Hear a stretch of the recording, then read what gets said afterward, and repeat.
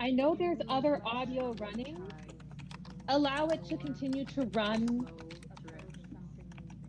Focus on my words as you want to. And if you need space to move around and explore, please take that for yourself. The first poem I'm going to read was written after so many mountains, but this one specifically, a book by one of my favorite authors, Junior Clemens. Question: why do you write? Answer: yes. Give a cloud a name to fix it. A name is a photograph. Question: where did you go last time? Answer: yes. Red is insistent and does not negate. I lost half my vocabulary, which is just letters. Question: what about consistency? Answer: yes. I lost various pieces of skin and caved inward. Question: do you weep? Answer: yes. To every remainder and also the searching. Question: what is the remainder? Answer: yes. It shook itself without any further consideration. For the greater portion of the reading, I ask that everyone joins me in moving through this video.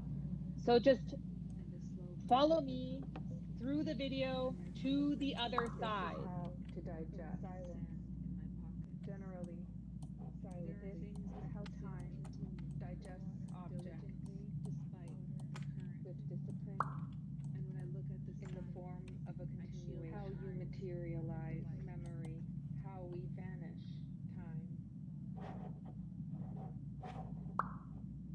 Please use your arrows to move directly through the video. You can move to the other side of it.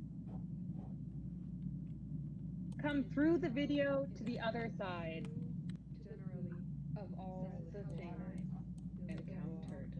I will continue reading an excerpt from Blue. I know many things I cannot say. I love you less than tomorrow.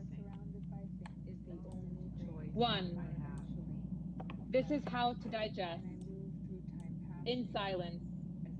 Generally, silently. 2. This is how time digests objects.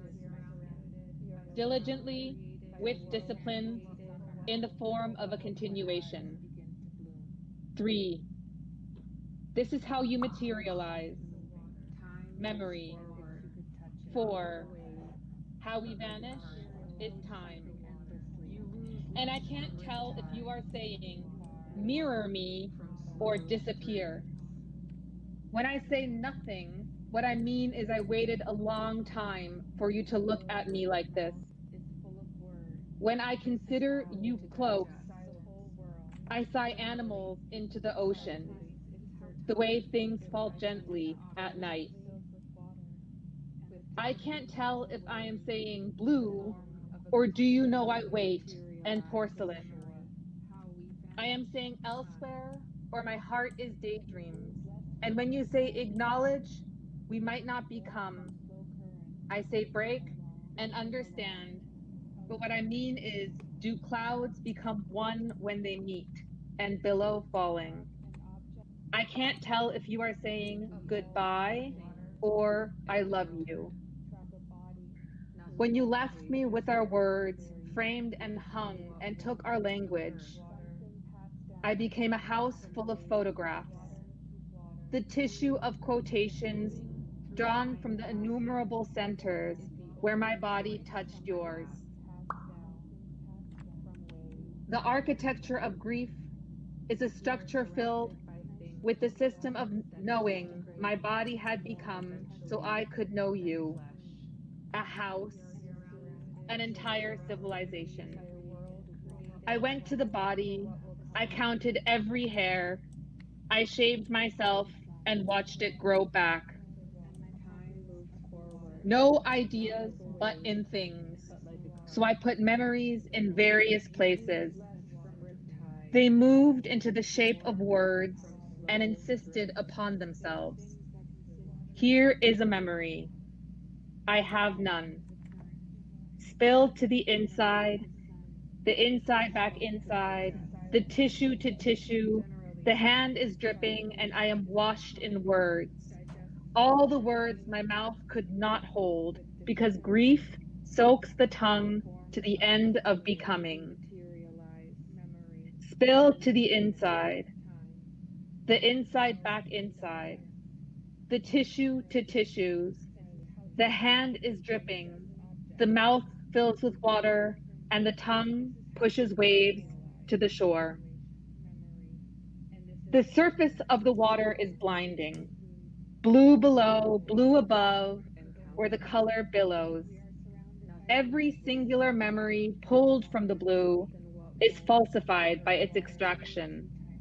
The water scurries up rocks and it splashes. Pain runs its hands along words, and these notes on continuing do not move. I put memories in places. When I say that there are those who survive and those who don't, what I mean is, while some speak of light, others speak of mercy. And in the meantime, you realized the meantime is not meantime, but time. A new universe is as likely as this one.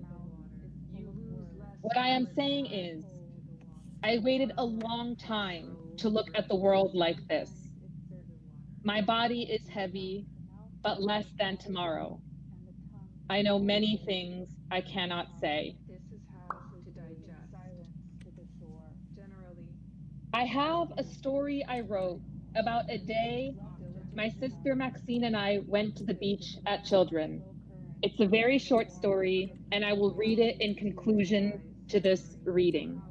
It's called The Walrus, and it's not poetry, so it's not really synchronized to the rest of the sound. It's just a little story I want to share. So move on close, close enough to touch if you would like, and I will begin. The Walrus. I had been to the beach before, but had never flown. That day, however, I climbed on the dune with the prickly grass, jumped off, and flew, astonished at the act. I scrambled up again to a higher point, the highest, lest I had been mistaken, and jumped. And again sailed effortlessly 10, 15 feet to the ocean before descending lightly on the sand. Up I ran again, jumped again, and flew again through the wind before touching the ground. Straightening, a little less surprised this time, I ran to tell my older sister, I can fly. Unimpressed, she nodded. I know, me too. What? But she was already heading up the dune to the launch pad. I followed her, and her eager feet kicked sand into my open, excited mouth. Once at the top of the dune, I watched carefully as she stepped off the edge and flew, landing with a gentle splat in cool sand. She turned to face me, and I leapt enthusiastically into the winds and descended next to her. We were witches, and we could fly. We were the wind, and we could fly. We were dolphins, and we could jump into the ocean, lapping the dunes. We were mermaids on the dunes, untangling our hair with seashell combs. A great golden walrus with tusks of black and turquoise lumbered through the water towards the foot of the dune. May I ask what you two are doing? I continued combing my hair with my seashell comb, and my older sister answered the question. We are flying, she informed him. Flying? The world. Can you two show me how to fly? Eagerly, we leapt, diving headfirst from the dune, flying and landing gently and expertly on either side of the walrus. The walrus shook the black and gray tufts on his head. Show me again. We pulled our finned bodies out of the ocean, up the dune, sand and wind and grasses. We ran off the edge of the cliff and sailed down.